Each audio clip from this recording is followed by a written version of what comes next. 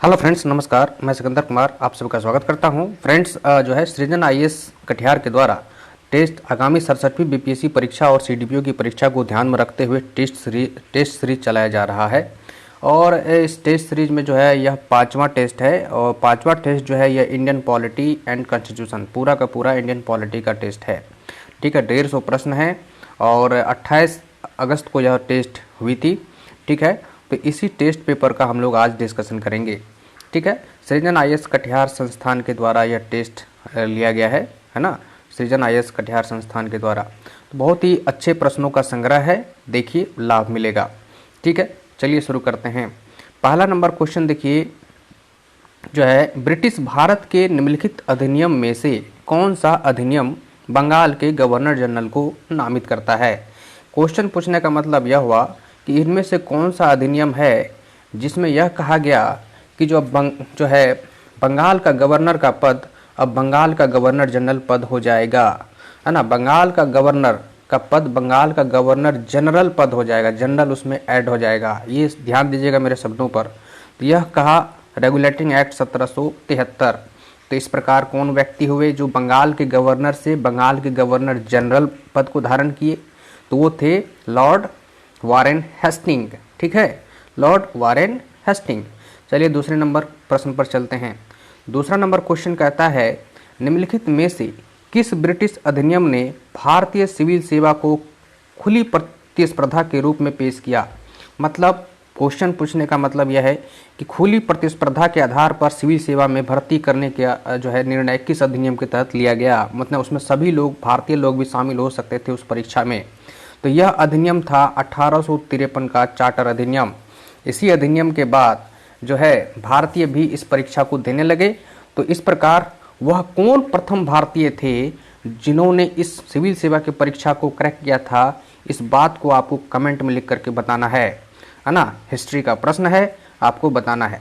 ठीक है, और मैं बताया भी हूँ क्लास में। ठीक, तीसरा नंबर क्वेश्चन देखिए, भारत के प्रथम गवर्नर जनरल कौन थे। तो भारत के प्रथम गवर्नर जनरल, ये शब्दों पर ध्यान दीजिएगा। आप क्या बताएं कि पहले बंगाल का गवर्नर पद हुआ करता था, है ना, फिर बंगाल का गवर्नर जनरल पद बन गया, और फिर बाद में भारत का गवर्नर जनरल पद बना। तो बंगाल के गवर्नर जनरल पद से फिर बदल करके क्या पद हो गया, भारत का गवर्नर जनरल। और भारत शब्द उसमें लग गया। तो वह कौन थे पहले व्यक्ति जिन्होंने भारत के गवर्नर जनरल पद को धारण किया। तो लॉर्ड विलियम बेंटिक, है ना, लॉर्ड विलियम बेंटिक थे। ठीक है, ये 1828 से लेकर के 1835 तक जो है रहे थे। ठीक है, भारत के गवर्नर जनरल के रूप में। ठीक, तो ये है। 4 नंबर क्वेश्चन देखिए, किस अधिनियम के द्वारा भारत में पहली बार प्रत्यक्ष निर्वाचन की व्यवस्था की गई थी। प्रत्यक्ष निर्वाचन का मतलब होता है कि वैसे प्रतिनिधि जिसको आम जनता डायरेक्ट चुनती हो, है ना। और कुछ ऐसे प्रतिनिधि होते हैं जिन्हें आम जनता डायरेक्ट नहीं चुनती है। आम जनता जिसको चुनती है, फिर वो चुने हुए व्यक्ति किसी अन्य को चुनते हैं, तो वो अप्रत्यक्ष चुनाव होता है। तो यहाँ पूछा जा रहा है प्रत्यक्ष निर्वाचन की व्यवस्था का कब किस अधिनियम के तहत किया गया था, है ना। वायसराय के गवर्नर जनरल के परिषद में जो है, तो वो किया गया था प्रत्यक्ष निर्वाचन की व्यवस्था 1919 के अधिनियम में। ठीक है, 4 नंबर क्वेश्चन हो गया। 5 नंबर क्वेश्चन पर आइए, वायसराय के कार्यकारी परिषद में पहली बार किस भारतीय को शामिल किया गया था। तो वायसराय के कार्यकारी परिषद में जो पहली बार किया गया था वो सत्येंद्र प्रसाद सिन्हा को किया गया था 1915 ईस्वी में। अब इसको समझ लीजिए, वायसराय का कार्यकारी परिषद होता क्या है। होता क्या है कि जो वायसराय हुआ करते थे, वायसराय के ऐसे तो खुद से काम करते नहीं थे, उनका 2 परिषद हुआ करता था, 2 काउंसिल, एक विधायी परिषद और दूसरा कार्यकारी परिषद। विधायी परिषद का काम होता था, इसमें कुछ मेंबर होते थे, उनका काम होता था विधियों का निर्माण करना, रूल रेगुलेशन को बनाना। ठीक है, और कार्यकारी परिषद का काम होता था उन्हीं बने विधियों को लागू करना। ठीक है, और ये दोनों ही संस्था वायसराय के प्रति जिम्मेदार होता था। तो ये जो विधायी परिषद है, इसमें 1861 के अधिनियम से ही भारतीयों को शामिल किया जाने लगा था। ठीक है, और लेकिन ये जो कार्यकारी परिषद है, अभी तक इसमें किसी भी भारतीयों को शामिल नहीं किया था। इसके लिए व्यवस्था किया गया किस अधिनियम में, तो 1909 के मार्ले मिंटो सुधार अधिनियम में, कि अब कार्यकारी परिषद में भी भारतीयों को शामिल किया जाएगा, है ना। सदस्य के तौर पर। लेकिन 1909 में यह अधिनियम में घोषणा की गई, लेकिन 1915 में पहला व्यक्ति हुए जो सत्येंद्र प्रसाद सिन्हा, जिन्हें वायसराय के कार्यकारी परिषद में सदस्यता मिली, वो भी विधि सदस्य बनाए गए, मतलब विधि मंत्री उनको बनाया गया। ठीक है, ये चीज़ है। 6 नंबर क्वेश्चन देखिए, किस अधिनियम के द्वारा पहली बार वायसराय को अध्यादेश जारी करने का अधिकार प्राप्त हो गया था? तो ये है 1861 का भारत परिषद अधिनियम, 1861 का इंडियन काउंसिल एक्ट भी इसको आप इंग्लिश में कह सकते हैं।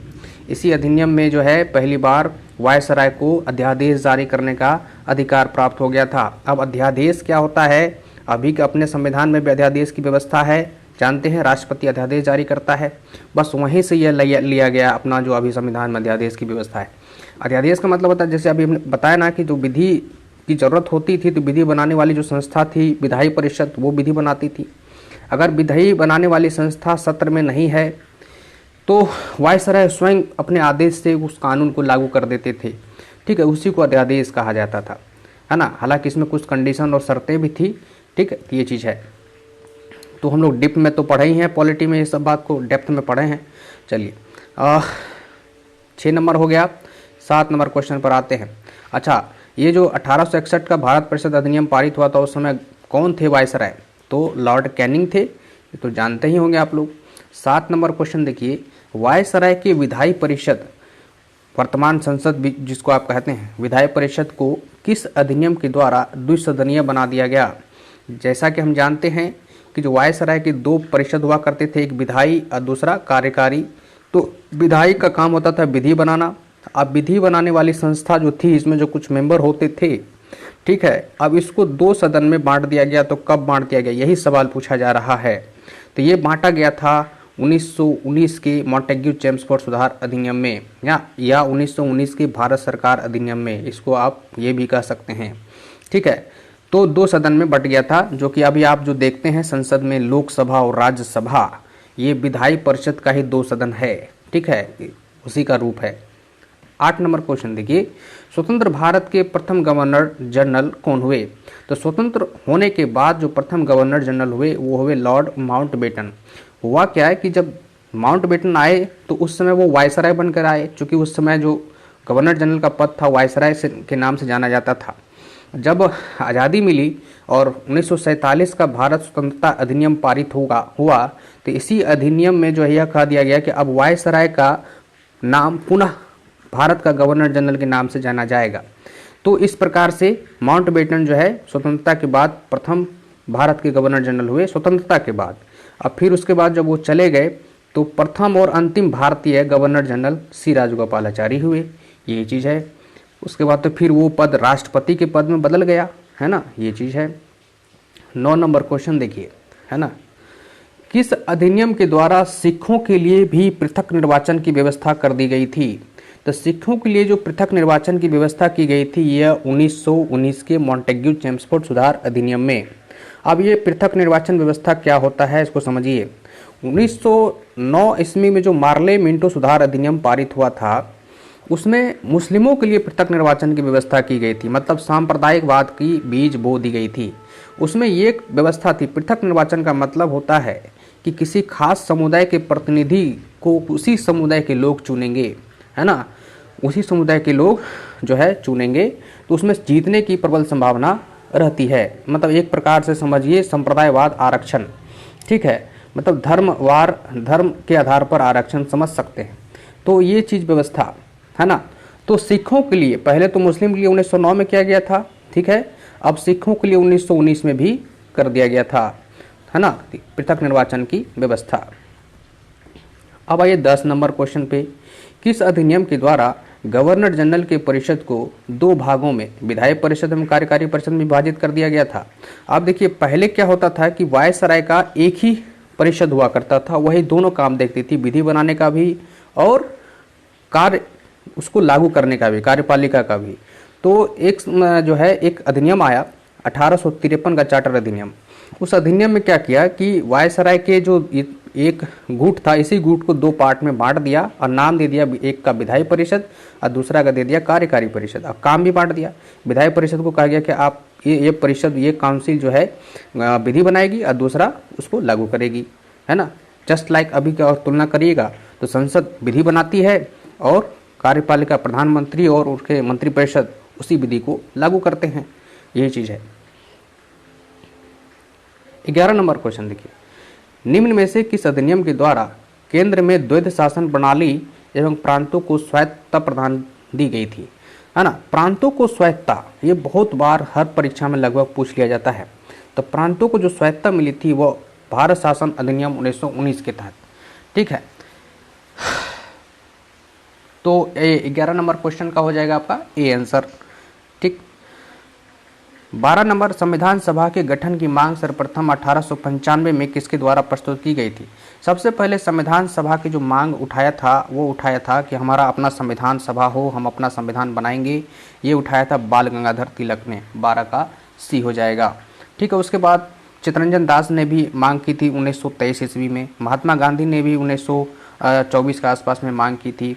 जवाहरलाल नेहरू भी 1938 में मांग की थी, 36 में, ठीक है। ये है कांग्रेस की तरफ से, 36 में सॉरी, जवाहरलाल नेहरू ने भी मांग की थी। इस प्रकार से संविधान सभा की समय समय पर मांग की गई है अलग अलग नेताओं के द्वारा, ठीक है। 13 नंबर क्वेश्चन देखिए, 1938 में किस व्यक्ति ने वयस्क मताधिकार के आधार पर संविधान सभा के गठन की मांग की थी।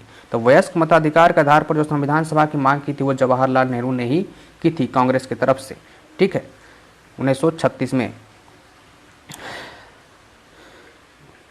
14 नंबर क्वेश्चन देखिए, निम्नलिखित में से किसके द्वारा दिए गए योजना के अनुसार संविधान सभा का निर्वाचन एवं गठन हुआ। कौन से योजना था, किसके सिफारिश पर, है ना, किसके अनुशंसा पर जो है संविधान सभा के लिए निर्वाचन हुआ और फिर संविधान सभा का गठन हुआ। तो वो था कैबिनेट मिशन योजना। कैबिनेट मिशन आया था 1946 में।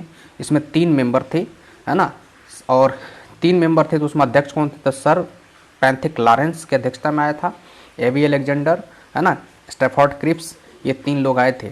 और ये 3 लोग जो है यहाँ के अन्य सभी दलों से समझौता करके, है ना, मीटिंग कर करके यहाँ के लोगों को जो है संविधान सभा गठन करने का जो है ये दिया, है ना, कहा कि किस तरह से, किस प्रकार से जो है आप संविधान सभा गठन कर सकते हैं, कैसे निर्वाचन होगा, ये सारा चीज़ बताया। तो उन्हीं के योजना के प्लानिंग के आधार पर सब कुछ संविधान सभा का गठन हुआ है। 15 नंबर क्वेश्चन देखिए, डॉक्टर BR अम्बेडकर का संविधान सभा में प्रथम बार निर्वाचन किस क्षेत्र से हुआ था। तो संविधान सभा के लिए जो है डॉक्टर भीमराव अम्बेडकर का 2 बार सिलेक्शन हुआ था, मतलब 2 बार जो है निर्वाचन हुआ था। तो एक बार पहले पश्चिम बंगाल के क्षेत्र से और दूसरे बार बॉम्बे प्रेसिडेंसी से। पश्चिम बंगाल से जब पहली बार संविधान सभा में आए थे तो उसके बाद जब देश विभाजन 1947 में हो गया, ठीक है, तो जिस क्षेत्र से वो आए थे वो क्षेत्र चल गया बांग्लादेश में। अब जो है फिर से पुनः दोबारा इनको सदस्यता दिलाया गया, चूँकि संविधान सभा में बहुत अहम भूमिका निभा रहे थे ये।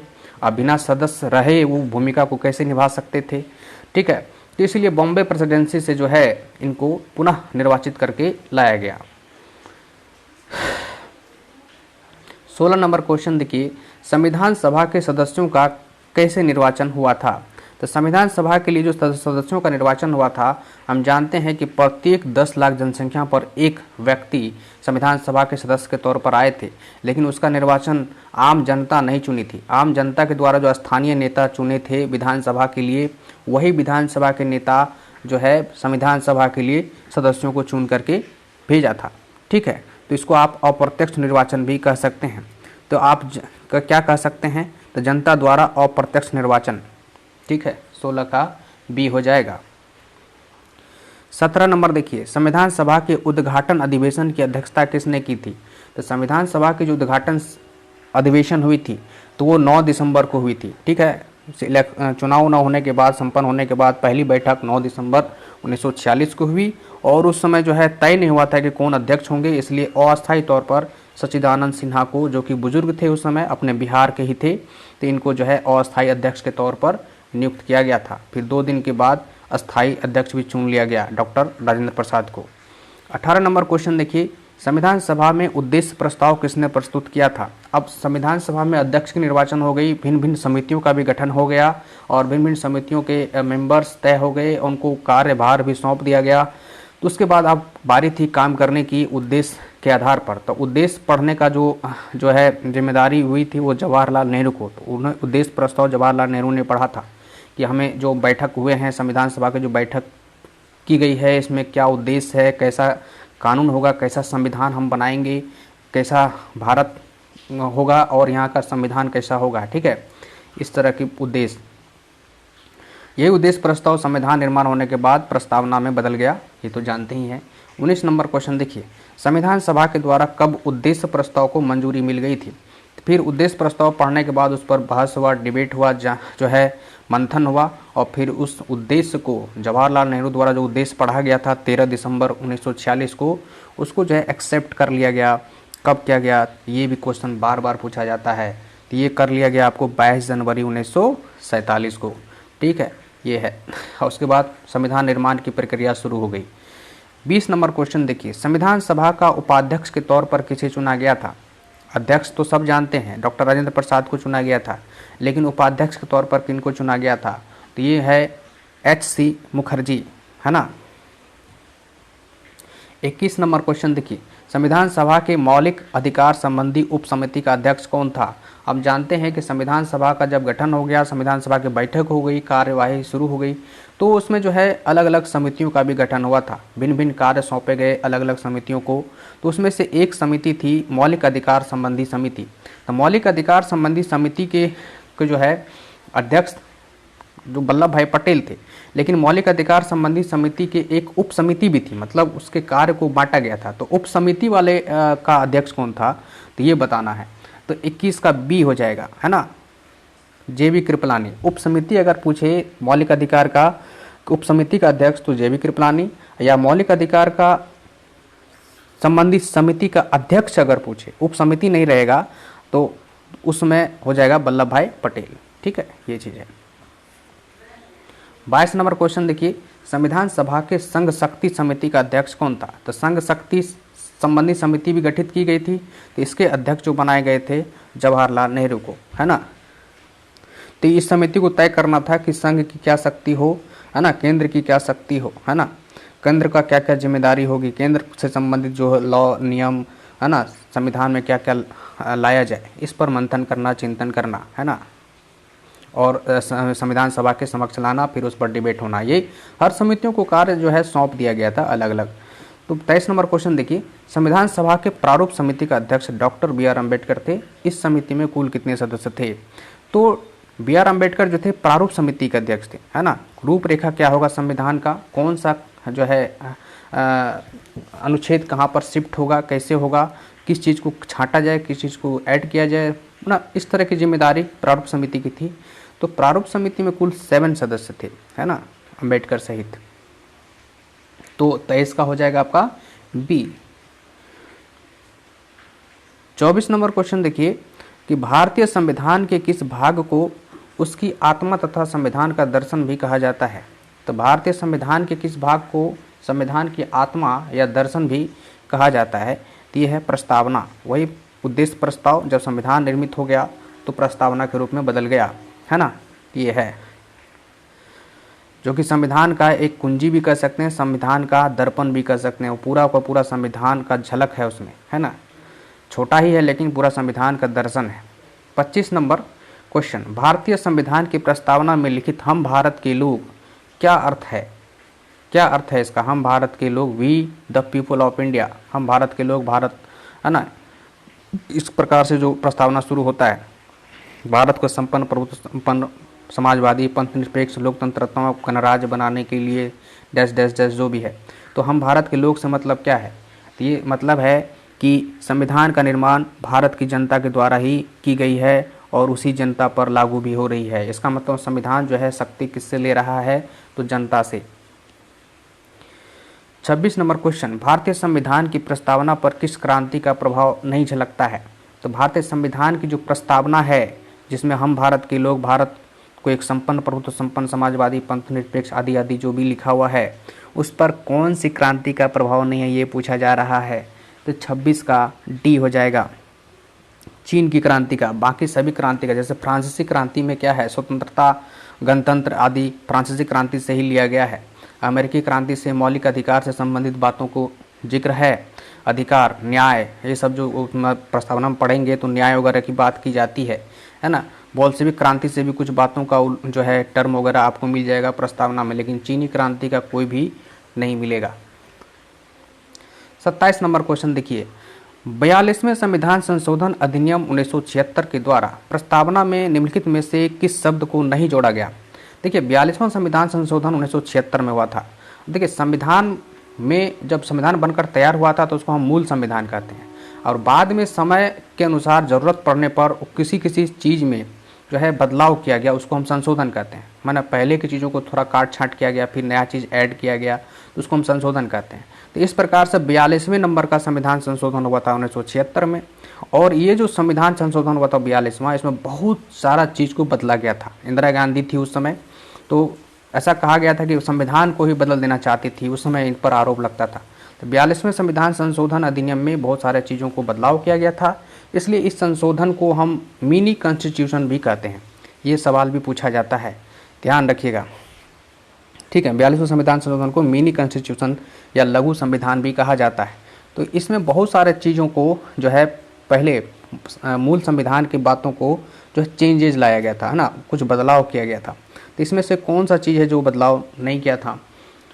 27 का डी, लोकतंत्र। देखिए धर्मनिरपेक्ष प्रस्तावना में जोड़ा गया था, समाजवादी जोड़ा गया था, राष्ट्र की एकता और अखंडता जोड़ा गया था। ये 3 चीज़, नया चीज़ जोड़ा गया था प्रस्तावना में, 3 नए शब्द जोड़े गए थे, लेकिन लोकतंत्र वाला शब्द पहले से उसमें था, लोकतंत्र उसमें नहीं जोड़ा था, नहीं जोड़ा गया 42वां संविधान संशोधन के तहत। तो ये तो एक प्रस्तावना में चेंजेज की वाली बात हुई, और भी बहुत सारे चेंजेस लाए गए थे 42वां संविधान संशोधन में, ठीक है। 28 नंबर क्वेश्चन देखिए, भारत की संप्रभुता किसमें निहित है। तो भारत की जो संप्रभुता है वो भारत की जनता में ही निहित है ना। चूँकि सबसे बड़ा संविधान, और संविधान जो भी शक्ति ले रहा है जनता से, सर्वोच्च शक्ति तो जनता के पास ना हुआ, तो भारत की जनता में जो है संप्रभुता है। 29 नंबर क्वेश्चन देखिए, भारतीय संविधान कब अंगीकार किया गया। तो भारतीय संविधान जो अंगीकार किया गया वो किया गया 26 नवंबर 1949 को। भले ही इस दिन को कुछ ही संविधान के कुछ ही अनुच्छेद को लागू किया गया, लेकिन सभी के सभी अनुच्छेद को 26 जनवरी 1950 को, पूरे पूर्ण संविधान को लागू किया गया। कब, तो 26 जनवरी 1950 को। लेकिन ये सवाल पूछा है कि कब अंगीकार किया गया, तो 26 नवंबर 1949 को, ठीक है। भारतीय संविधान कैसा है, कठोर है कि लचीला है, कि ना ही कठोर ना ही लचीला, अंशतः कठोर अंशतः लचीला, क्या आंसर हो जाएगा। तो 30 का डी हो जाएगा। थोड़ा सा कठोर भी है, थोड़ा सा लचीला भी है, समय समय पर अपना रूप बदलता है। अब ये कैसे पता चलता है कि थोड़ा सा कठोर थोड़ा सा लचीला, तो संविधान संशोधन की जो प्रक्रिया आप देखिएगा तो उससे ही पता चल जाता है। संविधान की कुछ बातों को जो है आप बहुत आसानी से संशोधन कर सकते हैं सामान्य बहुमत के आधार पर, और कुछ चीज़ों को बड़ा कठिनाई के साथ संशोधन करते हैं, जिसमें से बहुत सारे आधे से अधिक राज्यों की भी मंजूरी लेनी पड़ती है, ठीक है। और दोनों सदन में तो पास करना ही पड़ता है, लोकसभा और राज्यसभा में। तो कुछ कुछ चीज़ को बड़ी कठिनाई से जो है चेंजेस ला सकते हैं। अब कुछ चीज़ को बड़ा आसानी से ला सकते हैं। तो दोनों चीज़ों का सम्मिश्रण है ना, थोड़ा सा कठोर थोड़ा सा लचीला। भारतीय संविधान का स्वरूप किस प्रकार का है। तो भारतीय संविधान का जो स्वरूप है वो है जो है भावनात्मक में संघात्मक, संरचना में एकात्मक। डी हो जाएगा आंसर आपका 31 का, ठीक नहीं सॉरी 31 का जो है सी हो जाएगा। संरचना में संघात्मक है और भावना में एकात्मक है, ठीक है। संघात्मक मतलब होता है कि केंद्र और राज्य दोनों मिल करके शासन को चला रही है, इसको हम संघात्मक व्यवस्था कहते हैं। दोनों की अपनी अपनी जिम्मेदारी है, ठीक है। ये तो संरचना में है, संविधान में है। लेकिन भावना में क्या है कि जो है एकात्मक है, मतलब है ना, इस तरह से। 32 नंबर है, भारत में किस प्रकार की शासन व्यवस्था को अपनाई गई है। तो भारत में जो है ये लोकतांत्रिक शासन, ये तो हम लोग जानते ही हैं। तो कैसा, तो ब्रिटिश संसदात्मक शासन। तो कैसा लोकतंत्रात्मक, तो संसदात्मक लोकतंत्र शासन प्रणाली। तो ब्रिटिश में जो शासन प्रणाली चलती थी, संसदात्मक शासन प्रणाली, वही जो है भारत में भी अपनाया गया है। अब ये मत समझिएगा वहाँ राजा होता है, तो राजा का कोई मतलब नहीं है, वहाँ पर एक सिंबॉलिक पद है। बाकी वहाँ भी संसद है, पार्लियामेंट है, संसदात्मक तरीके से शासन चलता है, प्रधानमंत्री की नियुक्ति होती है ना, अन्य मंत्री होते हैं, कैबिनेट बनता है ना, इस तरह से। 33 नंबर क्वेश्चन देखिए, भारतीय संविधान के अंतर्गत संघ और राज्यों के बीच शक्तियों का विभाजन किसकी प्रेरणा पर आधारित है? तो भारतीय संविधान के अंतर्गत संघ और राज्य मतलब केंद्र और राज्यों के बीच जो शक्ति का विभाजन है जो है वो कहते हैं ना, केंद्र सूची के विषय पर केंद्र को अधिकार है, राज्य सूची के विषय पर राज्यों को अधिकार है, असमवर्ती विषय के सूची पर समवर्ती सूची के विषयों पर जो है केंद्र और राज्य दोनों को अधिकार है। ठीक है, तो इस तरह से ये जो चीज़ है 33 नंबर क्वेश्चन का आंसर हो जाएगा आपका सी, कनाडा। ठीक है, तो ये जो चीज़ हम लिए हैं कनाडा के संविधान से अभिप्रेरित है ना, ये चीज़ है। ये भी जानते हैं कि बहुत सारे देशों से भी हम अभिप्रेरित होकर के कुछ न कुछ अपने संविधान में इंक्लूड किए हैं, है ना, ये चीज़ है। 34 नंबर क्वेश्चन को देखिए, भारत के संविधान निर्माताओं ने न्यायिक पुनरावलोकन के विचार को ग्रहण किस देश के संविधान से किया है? न्यायिक पुनरावलोकन की जो व्यवस्था है हमारे संविधान में भी है और 137 अनुच्छेद 137 के तहत न्यायिक पुनरावलोकन करते हैं। अब इसकी जो व्यवस्था है अमेरिका के संविधान से ली गई है। न्यायिक पुनरावलोकन का मतलब होता है कि सुप्रीम कोर्ट या अन्य कोई हाई कोर्ट के द्वारा जो है दिए गए निर्णय को फिर से जो है निर्णय के लिए अपने संज्ञान में लेना और फिर से निर्णय देना, है ना, फिर से पुनरावलोकन करना, ये अधिकार। 35 नंबर क्वेश्चन देखिए, राष्ट्रपति द्वारा राज्यसभा के सदस्यों के मनोनीत करने का नियम किस देश के संविधान से लिया गया है? तो मनोनयन का जो प्रक्रिया है, मनोनीत जो होता है राज्यसभा में 12 ठो और लोकसभा में 2 ठो, है ना, और विधानसभाओं में भी कुछ और विधान परिषद में भी मनोनीत होता है। ये जो मनोनयन की जो प्रक्रिया है हमारे संविधान में जो व्यवस्था की गई है, कहाँ से लिया गया है? तो ये लिया गया है आपको आयरलैंड से। 35 का आंसर हो जाएगा आपको जो है बी। 36 नंबर क्वेश्चन देखिए, विधि के समक्ष समता लिया गया है कहाँ से? तो विधि के समक्ष समता जो लिया गया है वो लिया गया इंग्लैंड के संविधान से। ठीक है, विधि के समक्ष समता मतलब विधि के समक्ष सभी समान हैं। 37 नंबर क्वेश्चन देखिए, संविधान निर्माताओं ने निम्नलिखित में से कौन सा लक्षण अमेरिका के संविधान से ग्रहण किया है? तो वो किया है आपका ई, न्यायिक समीक्षा भी लिया है, मौलिक अधिकार भी लिया है, विधि का शासन नहीं, ये तो ब्रिटेन से लिया है। तो ए और बी दोनों आंसर हो जाएगा, तो इसके लिए ई आंसर हो गया, एक से अधिक। 38 नंबर क्वेश्चन देखिए, संविधान संशोधन की प्रक्रिया किस देश के संविधान से अभिप्रेरित है? अब संविधान बन गया मूल संविधान, तो उसमें संशोधन की भी व्यवस्था संविधान में उल्लेखित कर दिया गया था अनुच्छेद 368 के तहत। ठीक है, तो ये व्यवस्था संविधान में पहले ही कर दिया गया था कि ये जो बना है संविधान, इसमें बाद के लोग जो है कुछ बदलाव भी कर सकते हैं अपनी परिस्थितियों के अनुसार, देश की स्थिति और परिस्थिति के अनुसार। तो ये लिया गया है, संशोधन की जो प्रक्रिया है ये अभिप्रेरित है दक्षिण अफ्रीका के संविधान से। ठीक है, और ये किस अनुच्छेद में उल्लेखित है? 368 में। 39 नंबर क्वेश्चन देखिए, संविधान के किस भाग में पंचायती राज व्यवस्था का जो है प्रावधान है? तो ये जो संविधान जानते हैं कि कुल 22 भाग है, तो 22 भाग में से भाग 9 में जो है पंचायती राज व्यवस्था का उल्लेख है। 40 नंबर क्वेश्चन देखिए, संघीय कार्यपालिका की व्याख्या संविधान के किस भाग में की गई है? तो संघीय कार्यपालिका की जो व्याख्या है संविधान के भाग 5 में की गई है। केंद्र की शासन प्रणाली के बारे में भाग 5 में ही बताया गया है। ये हो गया 40 नंबर क्वेश्चन का सी आंसर। 41 नंबर देखिए, संविधान के किस भाग में सर्वोच्च न्यायालय का उल्लेख है? सर्वोच्च न्यायालय मतलब सुप्रीम कोर्ट का उल्लेख किस में? तो इसमें आपका केंद्रीय शासन में ही है, भाग 5 के अंतर्गत ही आता है। अनुच्छेद 124 से लेकर के अनुच्छेद 147 तक सुप्रीम कोर्ट का उल्लेख है। ठीक है, 42 नंबर क्वेश्चन देखिए, 52वें संविधान संशोधन अधिनियम के द्वारा 1985 ईस्वी में कौन सी अनुसूची को भारतीय संविधान में शामिल किया गया?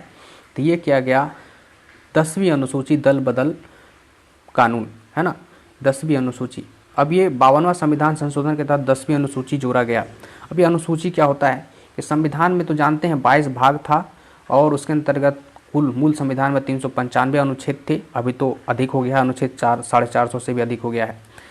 लेकिन इसके अलावे भी कुछ 8 अनुसूचियां भी थी, स्पेशल कैटेगरी का कुछ बातों का उल्लेख किया गया था अनुसूचियों में।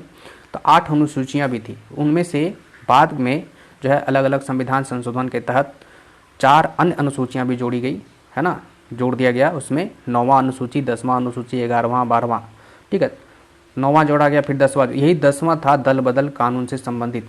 क्या होता था कि लोग जीत करके आते थे किसी दल से और दल बदल करके मंत्री पद के लालच में या पद ना मिलने के एवज में जो है रूठ करके दल बदल लेते थे। तो इससे जो है सरकार में जो है अस्थिरता आ जाती थी, ठीक है। इसी को रोकने के लिए जो है यह अनुसूची 10 का जो है इसको शामिल किया गया। 43 नंबर क्वेश्चन है, किस संविधान संशोधन अधिनियम द्वारा भारतीय संविधान में 9वीं अनुसूची जोड़ी गई थी? तो ये जोड़ी गई थी पहला संविधान संशोधन के तहत ये 9वीं अनुसूची जोड़ा गया था। पहला संविधान संशोधन 1951 के तहत, ठीक है। ये 44 नंबर क्वेश्चन देखिए, संविधान के किस अनुसूची में 22 संवैधानिक भाषाओं का उल्लेख है? तो 22 संवैधानिक भाषाओं का जो उल्लेख है वो 8वीं अनुसूची में है, ठीक है। उसमें से अपना मैथिली भी है, रिसेंटली में मैथिली को भी 2003 में मैथिली को भी शामिल कर लिया गया है ना। तो ये है बिहार का एक मैथिली भाषा, हिंदी तो है ही पहले से ऑलरेडी, उसमें मैथिली को भी शामिल किया गया है, भोजपुरी को नहीं किया गया अभी तक। ये 45 नंबर क्वेश्चन देखिए, संविधान के किस अनुसूची में केंद्र एवं राज्यों के बीच शक्तियों का बंटवारा का उल्लेख किया गया है? तो केंद्र और राज्यों के बीच में शक्तियों का जो बंटवारा है वो अनुसूची 7 में है। अनुसूची 7 में जो है केंद्र सूची, राज्य सूची, समवर्ती सूची के बारे में जिक्र है। इसका मतलब है कि केंद्र के लिए अलग सूची विषय है जिस पर वो कानून बना सकती है, राज्यों के लिए अलग विषय निर्धारित है जिसके लिए वो कानून बना सकती है, ठीक है। समवर्ती सूची जिस पर केंद्र और राज्य दोनों कानून बना सकती है, इसलिए यह शक्ति के बारे में जो उल्लेख है यह अनुसूची 7 में है। 46 नंबर क्वेश्चन है कि भारतीय संविधान के किन अनुच्छेदों में नागरिकता संबंधी बातों का प्रावधान है? तो नागरिकता संबंधी बातों का जो उल्लेख है अनुच्छेद 1 से लेकर के अनुच्छेद 5 तक में है ना, भाग 2 के अंतर्गत, है ना। सॉरी 1 से 5 नहीं, 5 से 11, है ना, अनुच्छेद 5 से 11 तक में है, ठीक है, भाग 2 के अंतर्गत, ठीक, मिस्टेक हो गया थोड़ा, ध्यान। 47 नंबर क्वेश्चन, किस अनुच्छेद में भारतीय मूल के प्रवासी भारतीयों को पुनः भारतीय नागरिकता प्राप्त करने का अधिकार है? कोई भारतीय मूल के प्रवासी हैं जो विदेश में रहते हैं, उनको अगर वो चाहे तो पुनः भारतीय नागरिकता ग्रहण कर सकते हैं। यह कौन सा अनुच्छेद कहता है? यह कहता है सी, अनुच्छेद 8, ठीक है। ये अनुच्छेद क्वेश्चन नंबर 48, किस अनुच्छेद के तहत संसद को यह शक्ति प्राप्त है कि वह नागरिकता से संबंधित कोई भी कानून बना सकता है और ज़रूरत पड़ने पर उसमें संशोधन भी कर सकता है? तो ये संसद को पावर दिया गया है, कौन सा है? तो 48 का सी हो जाएगा, अनुच्छेद 11, है ना। 49 नंबर क्वेश्चन देखिए, किसी भी भारतीय नागरिक को देश विरोधी गतिविधियों में संलिप्तता पाए जाने पर उसे किस अनुच्छेद के तहत नागरिकता से बर्खास्त किया जा सकता है? मतलब वो देश विरोधी कोई एक्टिविटी किया है तो उसको किस अनुच्छेद के तहत उसे नागरिकता से बर्खास्त किया जा सकता है? तो वो हो जाएगा आपको अनुच्छेद 9 हो जाएगा, 49 का सी, ठीक। 50 नंबर क्वेश्चन देखिए, भारतीय संविधान के किस अनुच्छेद में अल्पसंख्यकों के हितों के संरक्षण की व्यवस्था है? अल्पसंख्यक, जैसे यहाँ पर भारत में अल्पसंख्यक कौन कौन है? सबसे बड़ा अल्पसंख्यक तो मुस्लिम है, उसके बाद फिर सिख है, ईसाई है, जैन है ना, बौद्ध है, पारसी है, ये सभी के सभी अल्पसंख्यक हैं। संख्या में कम है इसलिए अल्पसंख्यक की गिनती में आते हैं ये समुदाय। तो इनके संरक्षण के लिए कौन सा अनुच्छेद कहता है संविधान का? तो अनुच्छेद 29, ठीक है, इनके संरक्षण के बारे में जिक्र है। विधि के समक्ष समानता का अधिकार किन अनुच्छेद के अंतर्गत आता है? तो विधि के समक्ष समानता का जो अधिकार है अनुच्छेद 14 के अंतर्गत आता है, ठीक है। मतलब विधि सबके लिए समान है, यह बात 14 में कहा गया है। 52 नंबर क्वेश्चन देखिए, किस अनुच्छेद के तहत बिना हथियार के एकत्र होने, सभा करने और संगठन बनाने की स्वतंत्रता है? मतलब बिना हथियार के आप एकत्र हो सकते हैं, सभा कर सकते हैं और अपना संगठन बना सकते हैं।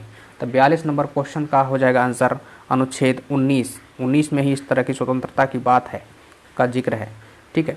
53 नंबर क्वेश्चन देखिए, मौलिक अधिकार का उल्लेख संविधान के किस भाग में किया गया है? तो संविधान के भाग 3 के अंतर्गत अनुच्छेद 12 से लेकर के अनुच्छेद 35 तक में मौलिक अधिकार का ही उल्लेख है। तो भाग 3 हो जाएगा बी। 54 नंबर क्वेश्चन देखिए, किस अनुच्छेद में उल्लेख किया गया है कि सरकार द्वारा वित्त पोषित किसी भी शिक्षण संस्थान में धार्मिक शिक्षा नहीं दी जाएगी? तो ये कहा गया है अनुच्छेद 28 में, 54 का हो जाएगा सी। अनुच्छेद 28 में कहा गया है कि सरकार द्वारा संचालित कोई भी स्कूल हो, उस स्कूल में धार्मिक शिक्षा नहीं दी जाएगी, है ना। इस बात 55 नंबर क्वेश्चन देखिए, निम्नलिखित में से कौन मूल अधिकारों के अंतर्गत नहीं आता है। तो मूल अधिकार के अंतर्गत अब जो है संपत्ति का अधिकार नहीं आता है, पहले आता था अब नहीं आता है ना। बाकी सब स्वतंत्रता का अधिकार आता है अनुच्छेद 19 में, समानता का अधिकार आता है 14 में, शोषण के विरुद्ध अधिकार आता है अनुच्छेद 23 और 24, ये सब शोषण के विरुद्ध अधिकार है, ठीक है। समानता का अधिकार में तो अनुच्छेद 14 से लेकर के अनुच्छेद 18 तक जो है सबके सब समानता के अधिकार हैं। स्वतंत्रता का अधिकार अनुच्छेद 19, 20, 21 सब स्वतंत्रता के अधिकार हैं, है ना। उसमें अलग अलग चीज़ों का उल्लेख है, ये है। लेकिन संपत्ति का अधिकार को अब कानूनी अधिकार का दर्जा दे दिया गया है, मौलिक अधिकार से हटा दिया गया उसको। 56 नंबर क्वेश्चन देखिए, मौलिक अधिकारों को लागू करने के लिए रिट जारी की जाती है। तो रिट जारी की जाती है उच्चतम न्यायालय के द्वारा, उच्च न्यायालय के द्वारा, दोनों के द्वारा की जा सकती है, ठीक है। उच्चतम न्यायालय के द्वारा अनुच्छेद 32 के तहत, उच्च न्यायालय के द्वारा अनुच्छेद 226 के तहत। तो ई आंसर हो जाना चाहिए 56 का, ठीक है, ई। 57 नंबर क्वेश्चन देखिए, जीवन जीने का अधिकार निम्नलिखित में से किस अनुच्छेद में उल्लेख है। तो जीवन जीने का जो अधिकार है वो है अनुच्छेद 21 में, है ना, राइट टू लाइफ, जीवन जीने का अधिकार। और इसको आप कर सकते हैं कि राइट टू प्राइवेसी, निजता का अधिकार भी इसी के अंतर्गत आता है। प्राण एवं दैहिक स्वतंत्रता भी कहते हैं इसको, है ना। तो ये हो गया अनुच्छेद 21। 58 नंबर क्वेश्चन देखिए, संविधान में राज्य के नीति निर्देशक तत्वों को शामिल करने के पीछे क्या उद्देश्य है। तो इसके पीछे उद्देश्य है कि सामाजिक आर्थिक लोकतंत्र की स्थापना करना। देखिए, मौलिक अधिकार के पीछे एक उल्लेख था और उद्देश्य था कि जो है राजनीतिक तंत्र को मजबूत करना, है ना, राजनीतिक लोकतंत्र को स्थापित करना। लेकिन नीति निर्देशक सिद्धांत का मतलब है कि सामाजिक आर्थिक लोकतंत्र स्थापित करना, मतलब लोगों को आर्थिक रूप से और सामाजिक रूप से समानता पर लाने का जो है प्रयास करना, ठीक है। ये नीति निर्देशक सिद्धांत एक प्रकार का सरकार को निर्देश होता है कि ये काम समाज के लिए आपको करना ही चाहिए। 59 नंबर, राज्य के नीति निर्देशक तत्व नहीं है कौन से। डीपीएसपी इनमें से कौन नहीं है वो बताना है। तो ए हो जाएगा वैज्ञानिक सोच का विकास, ये तो मौलिक कर्तव्य में उल्लेख है। बाकी सब पोषाहार स्तर को ऊपर उठाना, ये पोषाहार स्तर को ऊपर उठाना। 60 नंबर क्वेश्चन देखिए, भारतीय संविधान के अंतर्गत कल्याणकारी राज्य की अवधारणा निम्नलिखित में से किस अनुच्छेद में वर्णित है। तो कल्याणकारी राज्य की अवधारणा का जो उल्लेख है अनुच्छेद 38 में है। 61 नंबर क्वेश्चन देखिए, भारतीय नागरिकों के लिए एक समान सिविल संहिता प्राप्त करने की बात कही गई है किस अनुच्छेद में। तो एक अनुच्छेद 44 में, मतलब सभी समुदायों के लिए एक समान कानून हो, इसके बारे में जिक्र किया गया है अनुच्छेद 44। सरकार को निर्देश दे रहा है या कि सबके लिए समान कानून बनाइए, है ना। उसके बाद देखिए 62 नंबर क्वेश्चन, संविधान के किस अनुच्छेद में न्यायपालिका का कार्यपालिका से पृथक्करण का उल्लेख किया गया है। ये भी नीति निर्देशक सिद्धांत के अंतर्गत आता है कि न्यायपालिका को कार्यपालिका से अलग कर दिया जाए ताकि एक दूसरे के कार्यों में कोई दखल ना हो, सभी अपनी अपनी स्वायत्तता के साथ काम करे, तो ताकि न्यायपालिका अपनी स्वायत्तता के साथ काम कर सके। तो ये जो है कहा गया है आपको अनुच्छेद 50 में, 62 का हो जाएगा सी, ठीक है, अनुच्छेद 50। अगला क्वेश्चन देखिए 63 नंबर, भारतीय संविधान में मौलिक कर्तव्यों को किस संविधान संशोधन के तहत जोड़ा गया। तो मौलिक कर्तव्यों को जो जोड़ा गया वो 42वें संविधान संशोधन के तहत ही जोड़ा गया था, सरदार स्वर्ण सिंह समिति के सिफारिश पर, ठीक है, ये है। 64 नंबर क्वेश्चन देखिए, 1976 में सरदार स्वर्ण सिंह के सिफारिश पर संविधान में एक नया भाग जोड़ा गया, उसमें नागरिकों के लिए मौलिक कर्तव्यों का उल्लेख था। तो वह भाग कौन सा था। तो वो भाग था 4 का क, है ना, 4 का क भाग जोड़ा गया, जिसके अंतर्गत अनुच्छेद 51 क को जोड़ा गया, जिसके अंतर्गत 10 मौलिक कर्तव्यों का उल्लेख था। बाद में फिर एक कर्तव्य और जुड़ गया तो 11 मौलिक कर्तव्य हो गया है। 65 नंबर क्वेश्चन देखिए, भारतीय संविधान के किस अनुच्छेद में भारतीय नागरिकों के मूल कर्तव्यों को शामिल किया गया। तो ये किया गया अनुच्छेद 51 के क में, है ना, 65 का सी हो जाएगा। 66 नंबर क्वेश्चन देखिए, गोवा और अरुणाचल प्रदेश को पूर्ण राज्य का दर्जा कब दिया गया? तो गोवा और अरुणाचल प्रदेश को जो पूर्ण राज्य का दर्जा दिया गया वो दिया गया 1987 में। ठीक है, इससे पहले वो गोवा और अरुणाचल प्रदेश केंद्र शासित प्रदेश के रूप में ही विद्यमान था। ठीक है, और ये भी जानते हैं कि गोवा पर पहले पुर्तगालियों का राज था, है ना। 1961 में जो है पुर्तगालियों ने भारत को दिया, उसके बाद वो केंद्र शासित प्रदेश के रूप में गोवा जो है चल रहा था, बाद में 87 में उसको पूर्ण राज्य की दर्जा मिली। ठीक है, 67 नंबर क्वेश्चन देखिए, संघ की कार्यपालिका शक्ति निहित है ना, किस में निहित है? तो वो है आपका 67 का सी, राष्ट्रपति में, है ना। कार्यपालिका का भी हेड राष्ट्रपति होता है, ठीक है ना, राष्ट्रपति ये है। एक व्यक्ति राष्ट्रपति पद के लिए अधिकतम कितनी बार निर्वाचित हो सकता है? तो एक व्यक्ति राष्ट्रपति पद के लिए अधिकतम जो है कोई सीमा नहीं है, मतलब संविधान में कोई उल्लेख ही नहीं है कि कितने बार भी वो निर्वाचित हो सकता है। लेकिन अभी तक का जो 2 बार जो राष्ट्रपति रहे हैं मात्र राजेंद्र प्रसाद ही रहे हैं, उसके बाद कोई व्यक्ति नहीं रहे कि दोबारा कालखंड में जो है राष्ट्रपति रहे, ऐसा कोई व्यक्ति नहीं, राजेंद्र प्रसाद को छोड़कर। 69 नंबर क्वेश्चन देखिए, राष्ट्रपति पद के चुनाव संबंधी विवादों को किसके द्वारा निपटाया जाता है? तो राष्ट्रपति के चुनाव में अगर कोई विवाद उत्पन्न हो गया है तो उसका निपटारा कौन करता है? तो वो करता है उच्चतम न्यायालय, मतलब सुप्रीम कोर्ट। सर्वोच्च न्यायालय, उच्चतम न्यायालय, सुप्रीम कोर्ट सब एक ही संस्था का नाम है। 70 नंबर क्वेश्चन देखिए, राष्ट्रपति के चुनाव के लिए निर्वाचक मंडल में होते हैं कौन? राष्ट्रपति को के निर्वाचन में जो राष्ट्रपति को चुनते हैं और चुनने वाले लोग जिनको जिनको चुनने का अधिकार है, तो उनको हम निर्वाचक मंडल कहते हैं। निर्वाचक मंडल में शामिल लोग कहते हैं या सदस्य कहते हैं। तो कौन कौन होते हैं राष्ट्रपति को चुनने वाले निर्वाचक मंडल में? तो वो होते हैं आपका संसद के दोनों सदनों के जो है निर्वाचित सदस्य, संसद के दोनों सदनों के निर्वाचित सदस्य और विधानसभाओं के भी निर्वाचित सदस्य। जितने भी राज्यों में विधानसभा हैं सभी के निर्वाचित सदस्य। ठीक है, निर्वाचित सदस्य याद रखिएगा, मनोनीत सदस्य नहीं चुनता है राष्ट्रपति को। ठीक है, ये है, नहीं चुनता है, मनोनीत सदस्य को नहीं अधिकार है ना, निर्वाचक मंडल में नहीं है। 71 नंबर देखिए, संविधान के उल्लंघन के लिए राष्ट्रपति के विरुद्ध अभियोग, जिसको महाभियोग भी कहते हैं आप, इम्पीचमेंट, महाभियोग कार्यवाही किस में शुरू की जा सकती है? लोकसभा में या राज्यसभा में? तो कहीं भी की जा सकती है, संसद के किसी भी सदन में शुरू की जा सकती है। 71 का सी हो जाएगा। ठीक है, जहाँ भी शुरू होगा उसके बाद दूसरे सदन में जाएगा। ठीक है, फिर राष्ट्रपति को अपना जवाब भी देना होता है जो आरोप लगा होता है। फिर 72 देखिए, राष्ट्रपति पर महाभियोग की प्रक्रिया किस देश के संविधान से ली गई है? तो महाभियोग लगने की जो प्रक्रिया है ये लिया गया है आपको जो है अमेरिका के संविधान से। ठीक है, अगला क्वेश्चन देखिए 73 नंबर, सदन में राष्ट्रपति के विरुद्ध महाभियोग प्रस्ताव पास करने के लिए कितने सदस्यों का समर्थन चाहिए? तो प्रस्ताव पास करने के लिए, जो महाभियोग का प्रस्ताव पास करने के लिए कितने सदस्यों का एक हाउस में, मतलब लोकसभा या राज्यसभा में कितना जो है का समर्थन चाहिए?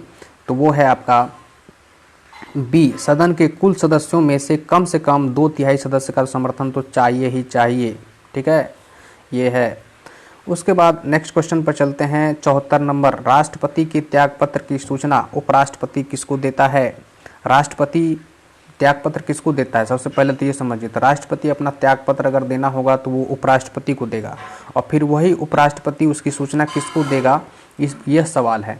तो 74 का हो जाएगा आंसर डी, लोकसभा अध्यक्ष को तुरंत जो है सूचना करेगा कि राष्ट्रपति जो है हमें अभी जो है त्यागपत्र दे दिया है। ये है। 75 नंबर क्वेश्चन देखिए, जब राष्ट्रपति की मृत्यु या त्यागपत्र या पदच्युत मतलब पद से हटा दिया गया हो या अन्य कारणों से अपने कार्य को नहीं कर पा रहा हो, नहीं निभा रहा हो, तो उपराष्ट्रपति कितने समय तक उसके रूप में कार्य कर सकता है, मतलब राष्ट्रपति के रूप में कार्य कर सकता है? तो अधिकतम 6 माह तक ही कर सकता है, सी। इस बीच में चुनाव भी करा लेना पड़ेगा। 75 का सी। 76 नंबर देखिए, राष्ट्रपति पद की निर्वाचन की प्रक्रिया का उल्लेख संविधान के किस अनुच्छेद में किया गया है? तो राष्ट्रपति पद के जो निर्वाचन की प्रक्रिया है वो अनुच्छेद 55 में किया गया है, निर्वाचन की प्रक्रिया का। और निर्वाचक मंडल का उल्लेख है ना 54 में। निर्वाचन की प्रक्रिया 55 में। प्रक्रिया में यही कहा गया है कि एकल संक्रमणीय मत प्रणाली के तहत, है ना, समानुपातिक प्रतिनिधित्व की प्रणाली से चुनाव किया जाएगा, है ना। उसके बाद देखिए आपका जो है 77 नंबर क्वेश्चन, निम्नलिखित में से भारत का राष्ट्रपति किसकी नियुक्ति नहीं करता है। प्रधानमंत्री की नियुक्ति करता है, ये बात तो सही है। राज्यपाल की भी नियुक्ति करता है, मुख्य निर्वाचन आयुक्त की भी नियुक्ति करता है, उपराष्ट्रपति की नियुक्ति नहीं करता है। उपराष्ट्रपति का जो है राज्यसभा जो है उपराष्ट्रपति का निर्वाचन होता है, ठीक है। तो हो जाएगा आपका 77 का डी। राष्ट्रपति द्वारा 78 का, राष्ट्रपति द्वारा संसद के दोनों सदनों के लिए कुल कितने सदस्यों को मनोनीत की जा सकती है। तो राष्ट्रपति द्वारा संसद के दोनों सदनों के लिए कुल कितने, दोनों सदनों के लिए मनोनयन जो किया जाता है कुल 14 सदस्य को, उसमें से लोकसभा के लिए 2 सदस्य एंग्लो इंडियन और राज्यसभा के लिए 12 सदस्य जो कि शिक्षा, विज्ञान, कला, खेल आदि क्षेत्रों में जो है ना उत्कृष्ट उपलब्धि वाला व्यक्ति हो, उत्कृष्ट ज्ञान वाला व्यक्ति हो, ठीक है। ये है 79 नंबर क्वेश्चन देखिए, राष्ट्रपति निम्न में से किस सूची के विषय पर अध्यादेश जारी कर सकता है। तो हम जानते हैं कि राष्ट्रपति जो है अनुच्छेद 123 के तहत अध्यादेश जारी करके जो है कानून लागू कर सकता है जब संसद सत्र में ना हो, ठीक है। तो वह किस सूची के विषय पर कर सकता है, तो वह कर सकता है संघ सूची के विषय पर, है ना। संघ सूची और समवर्ती सूची दोनों पर, 79 का हो जाएगा डी, संघ सूची और समवर्ती सूची दोनों पर। राज्य सूची पर वो राष्ट्रपति जो है अध्यादेश जारी नहीं कर सकता, राज्य सूची पर राज्यपाल अध्यादेश जारी करता है, राज्यों के राज्यपाल। 80 नंबर क्वेश्चन देखिए, किस अनुच्छेद में यह व्यवस्था है कि प्रधानमंत्री का कर्तव्य होगा कि वह शासन संबंधी सभी सूचना राष्ट्रपति को दे। तो शासन संबंधी सभी सूचना प्रधानमंत्री राष्ट्रपति को देगा, यह अनुच्छेद 78 में कहा गया है ना। प्रधानमंत्री क्या होता है कि मंत्री परिषद और राष्ट्रपति के बीच में कड़ी का काम करता है प्रधानमंत्री, है ना, ये चीज़ है। प्रधानमंत्री अपने मंत्रिपरिषद का अध्यक्ष भी होता है ना। प्रधानमंत्री के सलाह पर मंत्रियों का फेरबदल भी जो है प्रधानमंत्री फेरबदल भी करता है अपने मंत्रियों का, है ना। उन्हीं के सिफारिश पर मंत्रियों की भी नियुक्ति राष्ट्रपति के द्वारा की जाती है, तो ये चीज़ है। 81 नंबर क्वेश्चन देखिए, किसी विधि के प्रश्न पर राष्ट्रपति सर्वोच्च न्यायालय से किस अनुच्छेद के तहत परामर्श लेता है। अगर कोई विधि का प्रश्न हो, लॉ का से संबंधित हो, कानून से संबंधित हो, तो उसकी सलाह सर्वोच्च न्यायालय से किस अनुच्छेद के तहत राष्ट्रपति ले सकता है, परामर्श ले सकता है। तो वो ले सकता है अनुच्छेद 143 के तहत। हालांकि राष्ट्रपति या सुप्रीम कोर्ट की सलाह को मानने के लिए बाध्य नहीं है। 82 नंबर क्वेश्चन देखिए, 82 नंबर क्वेश्चन का रहा है जो है, निम्नलिखित में से कौन राष्ट्रपति का कार्य नहीं है। तो राष्ट्रपति का कार्य जो है इनमें से लोकसभा का सत्र बुलाना ये राष्ट्रपति करता है, जब भी सत्र बुलाना होता है राष्ट्रपति के आदेश से ही आता है। लोकसभा का विघटन करना ये भी राष्ट्रपति के आदेश से ही होता है। लोकसभा का सत्रावसान करना ये भी राष्ट्रपति के ही आदेश से होता है, ठीक है। डी है, किसी सत्र के अंतर्गत लोकसभा की बैठकें आहूत करना। अगर सत्र चल रहा हो तब बैठकें आहूत करने या उसको कुछ दिनों, 1 दिन 2 दिन, 1 घंटा 4 घंटा के लिए स्थगित करना, ये लोकसभा अध्यक्ष या सदन के अध्यक्ष का जिम्मेदारी है, ये राष्ट्रपति का नहीं है, ठीक है। तो डी आंसर हो जाएगा। 83 नंबर जो है, राष्ट्रपति किस विधेयक को पुनर्विचार के लिए नहीं लौटा सकता। तो कौन से विधेयक को पुनर्विचार के लिए राष्ट्रपति नहीं लौटा सकता, तो वो है आपका धन विधेयक। धन विधेयक को किसी भी कीमत पर नहीं लौटाया जा सकता, क्योंकि इस धन विधेयक को जो है सदन में, संसद के दोनों सदनों जो है लोकसभा में प्रस्तुत किया जाता है धन विधेयक को। तो सदन में प्रस्तुत जो है राष्ट्रपति की पहले मंजूरी लेकर ही किया जाता है, इसीलिए जो है राष्ट्रपति दोनों सदनों से पारित होने के बाद राष्ट्रपति इसको लौटा नहीं सकता। 84 नंबर के देखिए, किसकी संस्तुति के आधार पर भारत का राष्ट्रपति भारत की आकस्मिक निधि से धन व्यय करने का आदेश दे सकता है।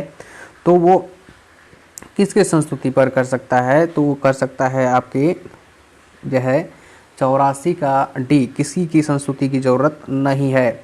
अब देखिए, जो निधि होता है ना, 2 तरह का मेन निधि होता है, एक संचित निधि और दूसरा आकस्मिक निधि। संचित निधि से जब भी पैसा निकालना होगा तो उसके लिए संसद में पारित करना होगा और फिर उस पर हस्ताक्षर होगा राष्ट्रपति का, तब जाकर के उससे पैसा निकलेगा। लेकिन जब आकस्मिक निधि से पैसा निकालना होगा तो उसमें जब किसी प्रधानमंत्री को ज़रूरत है कुछ पैसे की, तो प्रधानमंत्री राष्ट्रपति को कहेगा तो राष्ट्रपति जब मन तब उस आकस्मिक निधि से पैसा निकाल करके दे सकता है। लेकिन उसके लिए संसद में तत्काल जवाब देने की ज़रूरत नहीं पड़ती है। ठीक है, मंजूरी लेने की ज़रूरत नहीं पड़ती है। ठीक है, इसलिए उसको तो कोष का नाम ही है इमरजेंसी कोष, है ना, आपातकाल कोष, है ना, आकस्मिक कोष ये है। 85 नंबर क्वेश्चन देखिए, प्रधानमंत्री अथवा मंत्रिपरिषद का कोई भी मंत्री संसद सदस्यता धारण किए बिना अधिकतम कितने दिनों तक के लिए पद पर बना रह सकता है। मतलब क्वेश्चन यह है कि कोई भी संसद के किसी भी हाउस का सदस्य रहे बिना कितने दिनों तक मंत्री पद को धारण कर सकता है। तो यह 6 महीना तक जो है, अधिकतम 6 माह तक वह बिना सदस्य रहे मंत्री रह सकता है। अगर संसद के लोकसभा में किसी मंत्री के खिलाफ अविश्वास प्रस्ताव पारित हो जाता है तब क्या होगा।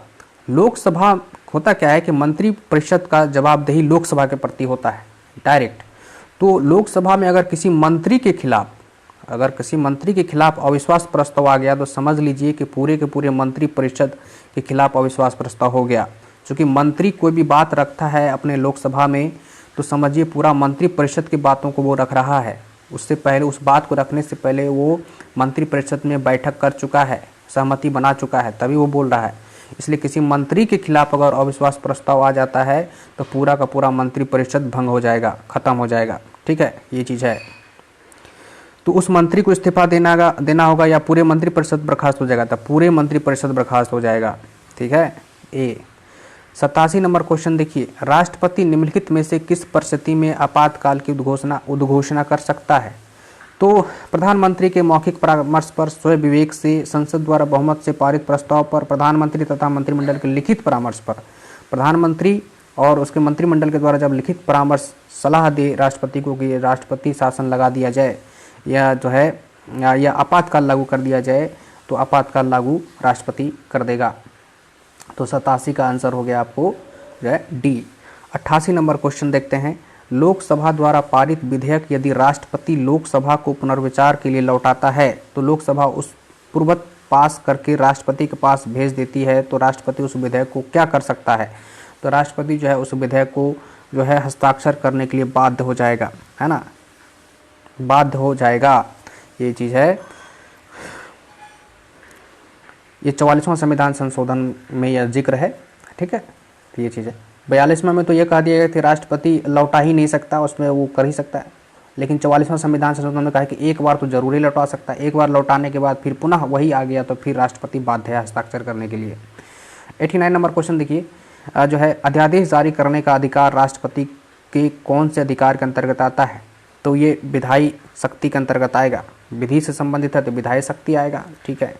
90 नंबर क्वेश्चन देखिए, उपराष्ट्रपति का चुनाव करने वाली निर्वाचक मंडल में कौन शामिल नहीं होता। तो उपराष्ट्रपति का जो निर्वाचन होता है वो भी एकल संक्रमणीय मत प्रणाली समानुपातिक प्रतिनिधित्व के तहत होता है। तो इसमें इसको चुनने के लिए भी निर्वाचक मंडल होते हैं, जैसे राष्ट्रपति को चुनने के लिए निर्वाचक मंडल होते थे। तो इसके निर्वाचक मंडल में कौन कौन शामिल होते हैं। तो 90 का बी हो जाएगा, संसद के दोनों सदनों के सभी सदस्य। इसमें अब निर्वाचित और गैर निर्वाचित मनोनीत का कोई कंडीशन नहीं है। तो सभी सदस्य, संसद के दोनों सदन मतलब लोकसभा और राज्यसभा के सभी सदस्य, मनोनीत और निर्वाचित सभी सदस्य भाग लेते हैं उनके चुनने में, उपराष्ट्रपति को चुनने में। 91 नंबर है, कौन राष्ट्रपति के चुनाव में तो मतदान नहीं करते परंतु उपराष्ट्रपति के चुनाव में मतदान करते हैं। तो वही मनोनीत सदस्य राष्ट्रपति के चुनाव में मतदान नहीं करते हैं लेकिन उपराष्ट्रपति के चुनाव में करते हैं। लोकसभा के मनोनीत सदस्य, राज्यसभा के मनोनीत सदस्य, मतलब दोनों के मनोनीत सदस्य। 91 का हो जाएगा ई आंसर, लोकसभा और राज्यसभा दोनों के मनोनीत सदस्य। ई हो जाएगा लोकसभा के मनोनीत सदस्य, राज्यसभा के मनोनीत सदस्य। संसद का 2 सदन है, एक का नाम लोकसभा, दूसरा का नाम राज्यसभा, ये तो जानते ही हैं। ठीक है। उसके बाद देखिए, भारतीय संसद बनती है किससे। तो भारतीय संसद 3 चीज़ से मिलकर बना होता है, लोकसभा, राज्यसभा और राष्ट्रपति से। तो लोकसभा, राज्यसभा और राष्ट्रपति, डी ऑप्शन हो जाएगा। ठीक है। नेक्स्ट क्वेश्चन 93 नंबर देखिए, भारतीय संविधान के किस अनुच्छेद में कहा गया है कि संघ के लिए एक संसद होगी जो राष्ट्रपति और 2 सदनों से मिलकर बनेगी। तो ये इसके बारे में जो उल्लेख किया गया 79 में, 93 का बी आंसर हो जाएगा। अनुच्छेद 79 में कहा गया है। ठीक है। 94 नंबर क्वेश्चन देखिए, संसद के 2 क्रमिक अधिवेशनों के बीच अधिकतम कितने समयांतराल की अनुमति है। 2 जो है अधिवेशन होने के बीच में अधिक से अधिक कितना अंतराल हो सकता है, तो ये बताया जा रहा है। तो 94 का सी हो जाएगा। 6 माह से अधिक नहीं हो सकता, है ना। साल में कम से कम 2 बैठक अधिवेशन होना ही चाहिए संसद में, ठीक है। 95 भारतीय संसद के दोनों सदनों की संयुक्त बैठक अनुच्छेद 108 के तहत जो ज्वाइंट बैठक होता है, किस संबंध में जो है बुलाया जाता है। ज्वाइंट बैठक बुलाता कौन है, तो राष्ट्रपति बुलाता है। और उसकी अध्यक्षता कौन करता है, तो सबसे पहले तो लोकसभा अध्यक्ष करता है। अगर वो उपस्थित ना हो तो फिर लोकसभा के उपाध्यक्ष करते हैं, फिर वो भी उपस्थित ना हो तो राज्यसभा के उपसभापति करते हैं। ये चीज़ है। तो ये ज्वाइंट जो सम्मेलन बुलाया जाता है, संयुक्त अधिवेशन अनुच्छेद 108 के तहत किस लिए बुलाया जाता है, तो बुलाया जाता है आपका साधारण विधेयक पर जब गतिरोध उत्पन्न हो जाए लोकसभा और राज्यसभा के बीच, तब जा कर के जो है राष्ट्रपति के द्वारा ज्वाइंट सेशन बुलाया जाता है। 96 नंबर क्वेश्चन, लोकसभा अध्यक्ष के अनुपस्थिति में संयुक्त अधिवेशन की अध्यक्षता कौन करता है। तो लोकसभा अध्यक्ष की अनुपस्थिति में जब वो उपस्थित ना हो तो कौन करता है, तभी मैंने बता ही दिया जिक्र करके। तो इसमें जो है लोकसभा के उपाध्यक्ष अध्यक्षता करते हैं, और जब वो ना हो तो फिर राज्यसभा के उपसभापति करते हैं।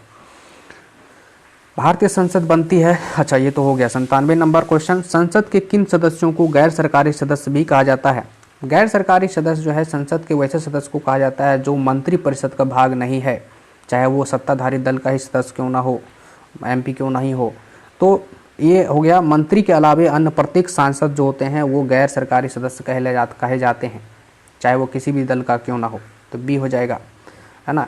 इस क्वेश्चन का आंसर हो जाएगा बी, 97 नंबर का।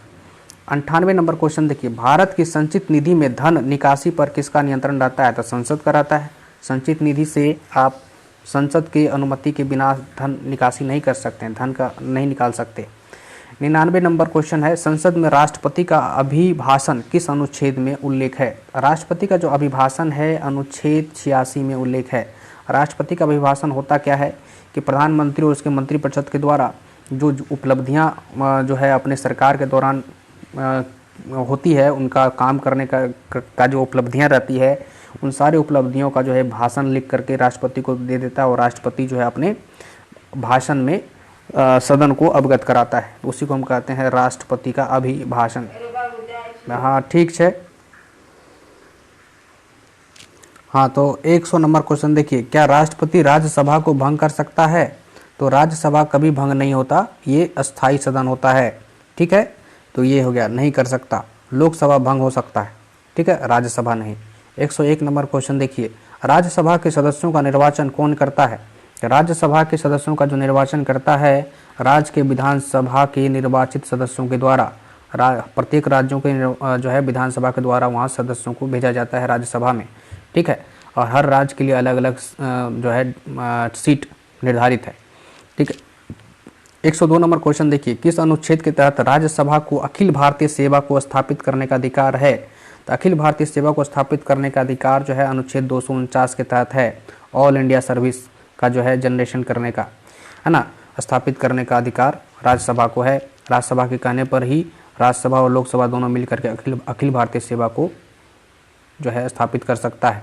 103 नंबर, राज्यसभा सामान्य विधेयक को अधिकतम कितनी अवधि के लिए रोक सकता है। तो राज्यसभा किसी भी सामान्य विधेयक को अधिकतम कितने महीनों के लिए रोक सकता है, तो वो रोक सकता है 3 माह के लिए। 103 का हो जाएगा आंसर डी, सॉरी 103 का हो जाएगा डी, 6 माह के लिए। सॉरी, राज्यसभा समान विधेयक को अधिकतम कितने दिनों रख सकता है, 6 माह के लिए, ठीक है। 104 नंबर क्वेश्चन देखिए, राष्ट्रपति द्वारा लोकसभा में आंग्ल भारतीय समुदाय के 2 सदस्यों को किस अनुच्छेद के तहत मनोनीत किया जाता है। तो आंग्ल भारतीय मतलब एंग्लो इंडियन को किस अनुच्छेद के तहत लोकसभा में जो 2 एंग्लो इंडियन को मनोनीत किया जाता है राष्ट्रपति द्वारा किस अनुच्छेद के तहत, तो वो किया जाता है आपको जो है अनुच्छेद 131 के तहत, है ना। 105 नंबर, लोकसभा में सर्वाधिक प्रतिनिधित्व के आधार पर राज्यों का सही क्रम क्या होगा। तो इस राज्यों का सही क्रम जो होगा, सबसे अधिक लोकसभा में सीट है उत्तर प्रदेश का, फिर महाराष्ट्र का, फिर पश्चिम बंगाल का, है ना। 106 नंबर देखिए, लोकसभा के किसी सदस्य की सदस्यता कितने दिनों तक लगातार अनुपस्थित रहने पर समाप्त हो जाती है। लगातार अगर कोई लोकसभा का मेंबर 60 दिन तक अनुपस्थित रहता है तो उसकी सदस्यता जा सकती है। ठीक है। 107 नंबर का देखिए, अगर कोई लोकसभा सदस्य जनप्रतिनिधित्व अधिनियम का उल्लंघन का आरोपी है तब उसका निर्णय कौन करेगा। अगर कोई लोकसभा का सदस्य एमपी, जिसको कहते हैं, जनप्रतिनिधित्व अधिनियम का उल्लंघन करता है, और उस अधिनियम में अलग अलग बातों का उल्लेख है, अगर वो किसी भी नियम का उल्लंघन करता है तो उसको जो है उस पर निर्णय कौन करता है, तो उसका निर्णय करता है राष्ट्रपति। 107 का हो जाएगा ए। और दल बदल कानून का उल्लंघन करता है तो वो करता है उस सदन के जो है अध्यक्ष, जिस सदन में वो एमपी है। ठीक है। दल बदल कानून के उल्लंघन करता संसद सदस्यों की सजा कौन सुनाता है या निर्णय कौन करता है, तो जो है लोकसभा अध्यक्ष, राज्यसभा का सभापति, सुप्रीम कोर्ट। तो दोनों हो जाएगा ए और बी। लोकसभा के सदस्यों के लिए लोकसभा अध्यक्ष, राज्यसभा के सदस्यों के लिए राज्यसभा के सभापति। तो ई आंसर हो जाएगा। ठीक है। 108 का ई। 109 का देखिए, निम्नलिखित में से कौन संसद का स्थायी समिति नहीं है। तो संसद में जो है दो तरह की समितियां गठित होती है, एक अस्थाई जो कि रेगुलर चलता रहता है, प्रत्येक वर्ष उसके अध्यक्ष बनाए जाते हैं नए और उनके सदस्य, और एक होता है अस्थाई जो कि जो भी काम पड़ता है वो बना के फिर काम होगा तो फिर उसको खत्म कर दिया जाता है। तो अस्थाई समिति इनमें से बोल रहा है कि कौन सा नहीं है, तो प्राक्कलन समिति अस्थाई समिति है, प्रत्येक वर्ष गठित होता है। लोक लेखा समिति अस्थाई समिति है, नियम समिति भी अस्थाई समिति है। प्रवर समिति जो है ये अस्थाई नहीं है, ये किसी गतिरोध को लेकर के जब विधेयक जब पारित हो रहा होता है उसमें जब कोई गतिरोध उत्पन्न हो जाता है तो उसको सुलझाने के लिए प्रवर समिति, एक अस्थाई समिति का गठन किया जाता है कुछ मेंबरों को मिला करके गहन शोध या अध्ययन के लिए। उसके बाद फिर जब वो काम निपट जाता है तो फिर उस प्रवर समिति को समाप्त कर दिया जाता है। तो अस्थाई समिति हो गया डी। 110 नंबर क्वेश्चन देखिए, निम्नलिखित में से कौन सा समिति है जिसमें सिर्फ लोकसभा के सदस्य ही शामिल होते हैं। तो इनमें से कौन समिति है जिसमें सिर्फ और सिर्फ लोकसभा के ही सदस्य शामिल होते हैं, तो वो है प्राक्कलन समिति। इसमें कुल 30 सदस्य होते हैं और जो है सारे के सारे लोकसभा के ही सदस्य होते हैं, राज्यसभा के एक भी सदस्य नहीं होते। प्राक्कलन समिति का काम क्या होता है कि सरकार किस तरह से कम पैसे में अच्छा काम करे, मतलब ज़्यादा व्यय पैसा का जो है फिजूल खर्च ना करे, इसको लेकर के प्राक्कलन एस्टिमेट देना, सरकार को सुझाव देना। ठीक है, ये है। उसके बाद है देखिए लोक लेखा समिति जो है, और नियम समिति, संयुक्त प्रवर समिति, ये है। तो इसमें जो है सिर्फ लोक लेखा समिति में दोनों सदन का सदस्य होता है, लोकसभा का भी राज्यसभा का भी, है ना। जो है आपका 111 नंबर, सरकार को सार्वजनिक व्यय में मितव्ययता संबंधी सुझाव कौन करता है, तो प्राक्कलन समिति करता है। व्यय को कैसे कम करने के बावजूद अच्छा सुविधा मिले पब्लिक को, ये।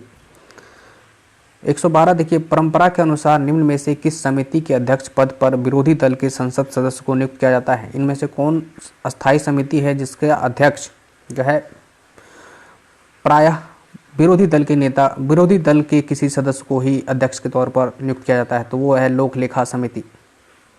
ठीक है। 113 नंबर देखिए, लोक लेखा समिति करता क्या है कि जो सीएजी के द्वारा जितने भी जांच पड़ताल होती है, अंकेक्षण, ऑडिटिंग, उनका भी जांच पड़ताल यही लोक लेखा समिति करता है। उसी रिपोर्ट को जांचता है, देखता है, भ्रष्टाचार का उजागर करता है। 113 नंबर क्वेश्चन देखिए, महालेखा परीक्षा नियंत्रक सीएजी द्वारा दिए गए रिपोर्ट की जाँच कौन संसदीय समिति करता है, तो अभी मैंने बताया लोक लेखा समिति ही करता है। ठीक है। 114 नंबर क्वेश्चन देखिए, किस संसदीय समिति को प्राक्कलन समिति की जुड़वां बहन भी कहा जाता है, तो इसको कहा जाता है लोक लेखा समिति को प्राक्कलन समिति का जुड़वां बहन भी कहा जाता है। 115 नंबर क्वेश्चन देखिए, भारतीय संविधान को व्याख्या करने का अधिकार किसे प्राप्त है, तो भारतीय संविधान को व्याख्या करने का अधिकार जो है वो सर्वोच्च न्यायालय को प्राप्त है। ठीक है।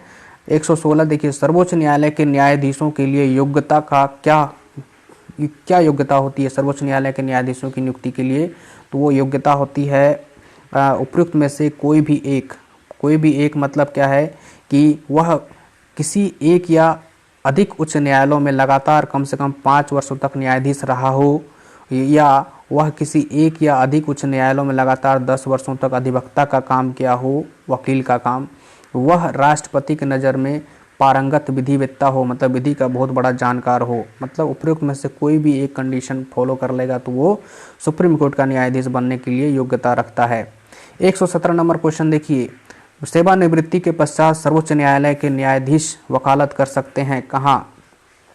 तो वो जो है 117 का किसी भी न्यायालय में जो है सर्वोच्च न्यायालय से रिटायर जज कहीं भी वकालत नहीं कर सकता। ठीक है। 118 नंबर क्वेश्चन देखिए, केंद्र और राज्यों के बीच विवादों का निपटारा करना सर्वोच्च न्यायालय के किस क्षेत्राधिकार के अंतर्गत आता है? तो ये आता है आपका प्रारंभिक क्षेत्राधिकार, 118 का सी हो जाएगा, है ना। ये 119 नंबर क्वेश्चन देखिए, अंडमान निकोबार द्वीप समूह किस उच्च न्यायालय के क्षेत्राधिकार में आता है? तो अंडमान निकोबार द्वीप समूह जो है किस उच्च न्यायालय के अंतर्गत आता है? तो क्षेत्राधिकार के अंतर्गत आता है। तो 119 का हो जाएगा बी, कलकत्ता उच्च न्यायालय, अंडमान निकोबार द्वीप समूह, कलकत्ता उच्च न्यायालय। 120 नंबर, केरल उच्च न्यायालय कहाँ स्थित है? तो केरल उच्च न्यायालय जो है एर्नाकुलम में है। 120 का हो जाएगा सी, एर्नाकुलम। 121 नंबर देखिए, उच्च न्यायालय के न्यायाधीशों की नियुक्ति के लिए राष्ट्रपति निम्न में से किससे परामर्श करता है? तो राष्ट्रपति जो परामर्श करता है वो करता है आपको, इसका आंसर हो जाएगा आपको ई हो जाएगा। क्यों हो जाएगा? देखिए, संबंधित राज्य के राज्यपाल से भी परामर्श करता है जिस राज्य में वह उच्च न्यायालय है। उसके बाद सर्वोच्च न्यायालय का मुख्य न्यायाधीश से भी परामर्श करता है, सीजेआई से, और संबंधित राज्य के उच्च न्यायालय के मुख्य न्यायाधीश से भी करता है, मतलब ई ऑप्शन हो जाएगा। 122 नंबर देखिए, उच्च न्यायालय का न्यायाधीश किसके समक्ष अपने पद और गोपनीयता की शपथ लेता है? उच्च न्यायालय मतलब हाई कोर्ट। हाई कोर्ट का न्यायाधीश की नियुक्ति भले राष्ट्रपति करता है, लेकिन वो जो शपथ लेगा पद ग्रहण का वो किसके समक्ष लेगा? 122 का डी, राज्यपाल के समक्ष। ठीक है, ये है, ये एकदम ध्यान रखिएगा, कन्फ्यूजन बड़ा रहता है इसमें। 123 नंबर, उच्च न्यायालय का न्यायाधीश अपना त्यागपत्र किसको देता है? तो हाई कोर्ट का कोई भी न्यायाधीश जो त्यागपत्र देगा वो किसको देगा? तो राष्ट्रपति को देगा, जो नियुक्त करेगा उसी को देगा। नियुक्त राष्ट्रपति करता है, भले शपथ जो है जिस राज्य के में वो उच्च न्यायालय है वहाँ के राज्यपाल से लेता है। ठीक है, ये चीज़ है। तो 123 का हो जाएगा ए, राष्ट्रपति को वो अपना त्यागपत्र दे सकता है। 124, निम्नलिखित में से कौन राष्ट्रपति का प्रसाद पर्यंत पद धारण करता है? प्रसाद पर्यंत पद मतलब होता है कि जब मन तब उसे हटा भी सकता है, हटाया भी जा सकता है। तो वो इनमें से निर्वाचन आयुक्त नहीं है प्रसाद पर्यंत, ये एक बार जो नियुक्त हो गए तो उनका एक तय सीमा होता है, तो है ना। राज्यपाल प्रसाद पर्यंत होता है, इसको कभी भी हटाया जा सकता है। ठीक है, महान्यायवादी भी है ना प्रसाद पर्यंत होता था। बी और डी दोनों हो जाएगा, इसको 124 का ई आंसर हो जाएगा। ठीक है, तो ये राज्यपाल और महान्यायवादी। 125 नंबर क्वेश्चन देखिए, निम्नलिखित में से किसकी नियुक्ति राज्यपाल के द्वारा नहीं की जाती है? तो राज्यपाल के द्वारा इनमें से किनकी नियुक्ति? मुख्यमंत्री का नियुक्ति राज्यपाल के द्वारा की जाती है, जो बहुमत दल का नेता होता है उसको करता है राज्यपाल। राज्य का महाधिवक्ता का भी नियुक्ति राज्यपाल ही करता है। राज्य लोक सेवा आयोग के सदस्यों की भी नियुक्ति राज्यपाल करता है। राज्य के उच्च न्यायालय के अन्य न्यायाधीशों या अन्य न्यायाधीशों की नियुक्ति राज्यपाल नहीं करता है ना। उच्च न्यायालय हाईकोर्ट के न्यायाधीशों की नियुक्ति राज्यपाल नहीं करता है, भले शपथ दिलाता है लेकिन नियुक्ति राष्ट्रपति करता है। ठीक है, ये चीज़। 126 नंबर, राज्यपाल विधानसभा में कितने सदस्यों को मनोनीत कर सकता है? तो विधानसभा में जो मनोनीत करता है वो मात्र एक सदस्य को, है ना, एक सदस्य, वो भी जब एंग्लो इंडियन का सदस्यता का होना जरूरी माना जाता है कि अगर जरूरी हो तो जो है किया जाता है। विधानसभा में, विधान परिषद में तो मनोनीत करने का अधिकार तो है ही 1/6 सदस्य को, 1/6 सदन का 1/6 सदस्य को। 127 देखिए, राज्यपाल के द्वारा विधान परिषद के कितने सदस्यों को मनोनीत किया जा सकता है? तो 1/6 सदस्यों को। विधान परिषद के जिस राज्य में विधान परिषद की व्यवस्था है उसमें जितना सीट की व्यवस्था है उस सीट का 1/6 सदस्य को राज्यपाल मनोनीत करता है। हम मनोनीत किस क्षेत्र के लोगों को करेगा? तो शिक्षा, विज्ञान, कला, संस्कृति, खेल आदि से संबंधित, कॉरपोरेट जो है सहकारिता आंदोलन से संबंधित व्यक्तियों को। 128 नंबर देखिए, किस अनुच्छेद के तहत राज्यपाल को राज्य सूची के विषयों पर अध्यादेश जारी करने का अधिकार प्राप्त है? तो वो है 213, अनुच्छेद 213 के तहत। राष्ट्रपति को 123 के तहत, राज्यपाल को 213 के तहत। ठीक है। 129 देखिए, किस अनुच्छेद के तहत राज्यों में राज्यपाल की नियुक्ति की जाती है? तो राज्यों में राज्यपाल की जो नियुक्ति की जाती है वो की जाती है आपको अनुच्छेद 153 के तहत। ये ऑप्शन हो जाएगा 129 का। ठीक है, ये है, सॉरी 129 का आंसर हो जाएगा। अनुच्छेद 155 के तहत की जाती है, सॉरी मिस्टेक हो गया, 155, अनुच्छेद 155 के तहत। ठीक, 130 नंबर क्वेश्चन पर आइए। 130 नंबर क्वेश्चन का, लोकसभा में अस्थायी लोकसभा अध्यक्ष प्रोटेम स्पीकर जिसको कहते हैं नियुक्त कौन करता है? तो अस्थायी या प्रोटेम स्पीकर की जो नियुक्ति राष्ट्रपति के द्वारा की जाती है। जब भी नवीन लोकसभा का गठन होता है, नवीन लोकसभा का चुनाव होता है और नए नए सदस्य चुन करके आते हैं, तो उनको जो है शपथ दिलाने के लिए और नए लोकसभा अध्यक्ष चुनने के लिए जो है तत्कालिक, है ना, कुछ समय के लिए प्रोटेम स्पीकर की नियुक्ति की जाती है।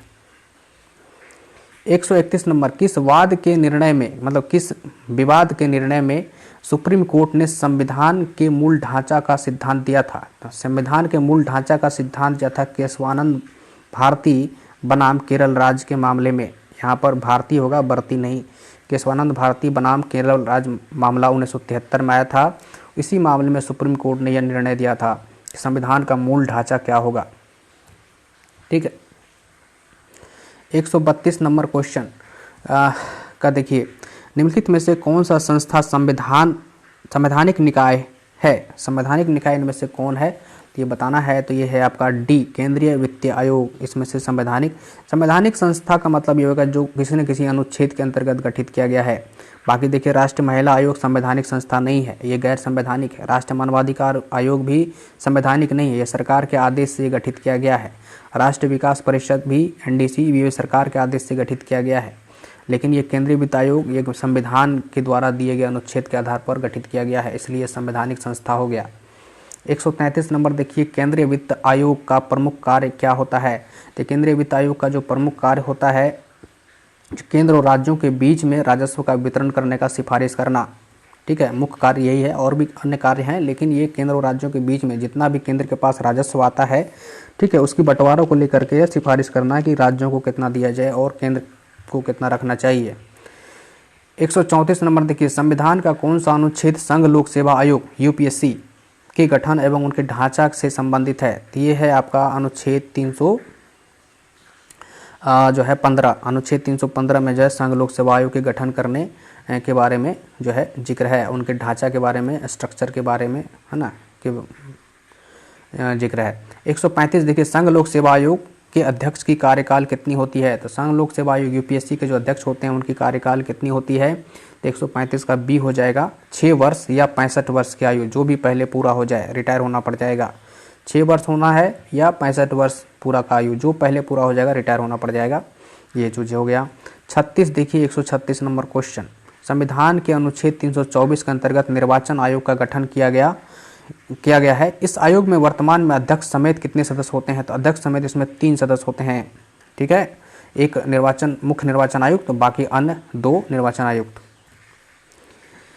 137 परिसीमन आयोग का अध्यक्ष कौन होता है? तो परिसीमन आयोग का अध्यक्ष जो होता है मुख्य निर्वाचन आयुक्त स्वयं होता है। तो परिसीमन आयोग का काम क्या होता है? कि परिसीमन आयोग का जो है काम है, प्रत्येक जनगणना के बाद एक परिसीमन आयोग गठन करने की व्यवस्था संविधान के द्वारा की गई है।